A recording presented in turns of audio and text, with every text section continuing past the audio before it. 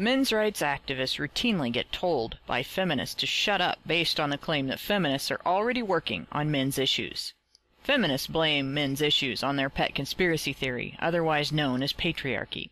Many of them cite a list that originated in a post by Lindy West on Gawker Media's Jezebel blog titled, "If I admit that man-hating is a thing, will you stop turning it into a self-fulfilling prophecy?"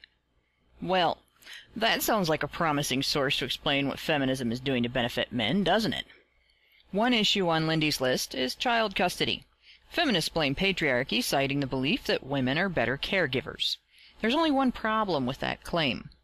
Use of the legal presumption that women are naturally better caregivers as a determining factor in the decision on child custody originated with 19th century feminist Carolyn Norton. Norton's activism in this area was a response to a problem feminists today deny exists: parental alienation. She was kept away from her children by her husband, who had full custody and total control over her ability to see them. This was due to the fact that upon separation or divorce from a marriage, early English common law gave custody to the father. Upon finding out she had no legal recourse to change her situation, Norton began fighting to change the law. Today's custody law evolved from two of Norton's writings, the Custody of Infants Act of 1893, and her plain letter to the Lord Chancellor regarding that bill. In these writings, Norton argued that women are naturally better caregivers, and that children need the attention of their mother more than they need the attention of their father during the early years of their childhood. Because of the relationship between English common law and U.S. law, when this was adopted as law in the U.K., it also became the basis for the tender years doctrine in the U.S., which codified into law the idea that maternal custody is in the best interest of young children. This doctrine has since been replaced in U.S. law by the best interest of the child doctrine, but application of the best interest of the child doctrine is still heavily influenced and informed by decades of having used the tender years doctrine. Young kids are presumed better off with mom unless there are extenuating circumstances. Because of this, the shared custody schedule is basically the same thing as a maternal custody schedule with paternal visitation, except with some additional legal rights like making medical decisions and educational decisions, but often in theory only. After all, how is a dad supposed to make informed medical or educational decisions for a child he's only allowed to interact with 4 days a month? Fathers' rights groups have introduced bills in various states which would make the default in uncontested divorce cases 50-50 custody, so that when there's no issue to address, children could benefit from equal time with both parents. Because it applies only to uncontested cases, such a bill would not affect custody battles. It would only protect children from being routinely denied contact with their fathers. In direct contradiction to West's claim that feminists do not want fathers to lose custody of their children, every time one of these bills is introduced, feminist organizations mobilize against it. Now, they can't beat these bills by debating honestly the merits of equally shared parenting. So, to keep them down, feminists lie. First, they lie about the bill's parameters and stipulations. With feminist lobbying organizations which frequently discuss legislation and must therefore understand the terms contained within it, misrepresenting bills with application limited to uncontested cases as if they are every case mandates. They lie about fathers as a group, portraying them without evidence or context as all deadbeats and abusers. For the record, U.S. Health Department statistics contradict feminists on abuse in two ways.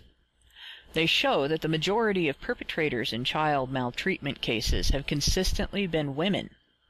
And, during the last several years, as paternal custody has increased, they show a decrease in overall abuse. These statistics don't show a dramatic difference.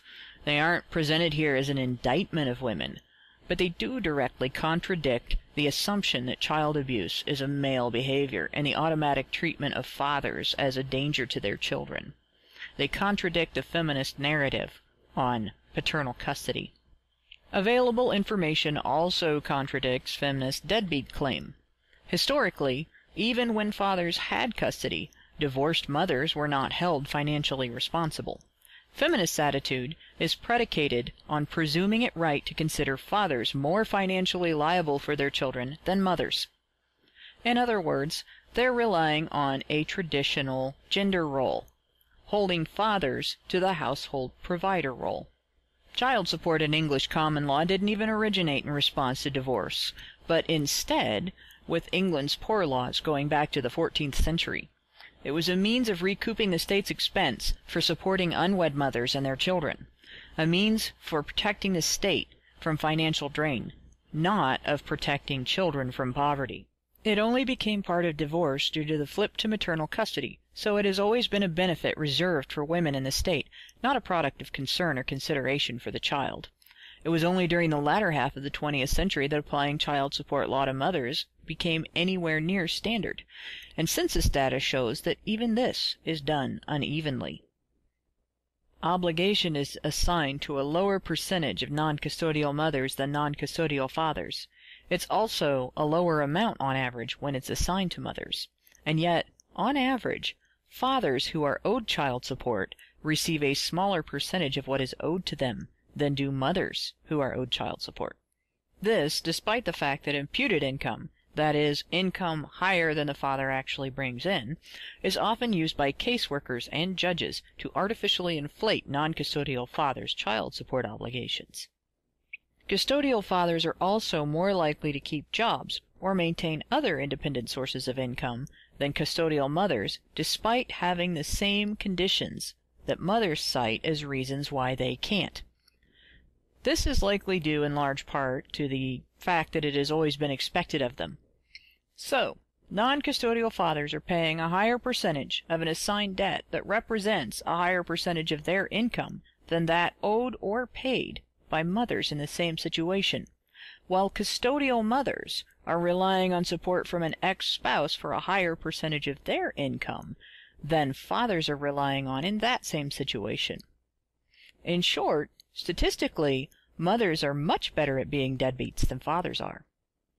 Feminists have also lied about fathers' rights groups, claiming they don't care about kids and are just trying to get divorced dads out of paying child support.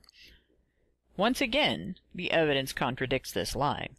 Census data shows a statistical increase in percentage of support paid if the non-custodial parent has contact with the child, even more so if there is joint physical or legal custody as opposed to a custody visitation agreement.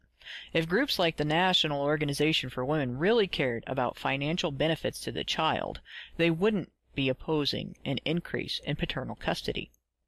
Beneath feminism's lie about money is a lie of omission, the inference that money is the only thing about a dad that matters.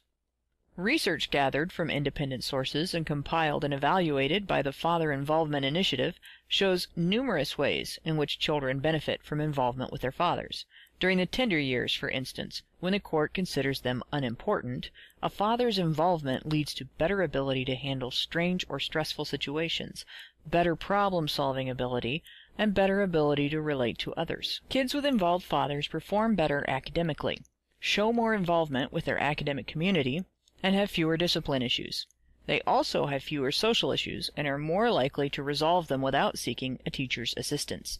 Father involvement also makes kids less likely to go along with other children in making choices that will get them into trouble.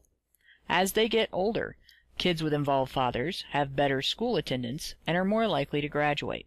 This trend continues through post-secondary education and is noted to affect career success and psychological well-being. This means they are less likely to end up in poverty and end up needing government financial aid. Kids of involved fathers grow up to be more tolerant of others and to be more likely to have successful marriages and long-term friendships. They're less likely to engage in self-destructive behaviors such as truancy, substance abuse, or criminal activity. They're less likely to end up in jail. They're less likely to become unwed parents. They're less likely to experience depression, anxiety issues, or risk of being abused. And they're less likely to commit suicide. Again, none of this is intended as a slight against mothers. It only shows that kids need both parents, a factor ignored by feminist complaints against fathers' rights groups, and information you'd think feminists would be promoting if it were true that they don't want fathers to lose custody of their kids. And come to think about it, even if the focus of feminism is not on children's interests, but women's, these groups should still be promoting cooperative co-parenting rather than fighting to keep custody from fathers. Imagine the benefit to mothers if they could bring themselves to do that. Every good mother wants to see her child have healthy friendships, do well in school, stay out of trouble, and work toward a happy, socially fulfilling, financially comfortable, and well-adjusted adulthood. If an involved father promotes these conditions, wouldn't his involvement save the mother a lot of stress and worry? Wouldn't she be glad to see these things happening for her child, and proud of herself for putting her child's best interests in front of any personal dislike she might have for her ex? Wouldn't it be nice to be in that group of moms who receives more support from the father because he is allowed, even encouraged, to be emotionally invested in his children? Even if feminism only has women's best interests in mind, why would feminist organizations work so hard to sabotage an arrangement that would ultimately benefit women? Is it because, contrary to Lindy West's claims, they hate and oppose fathers, men, so much that they're willing to throw women and children under the bus to hurt them?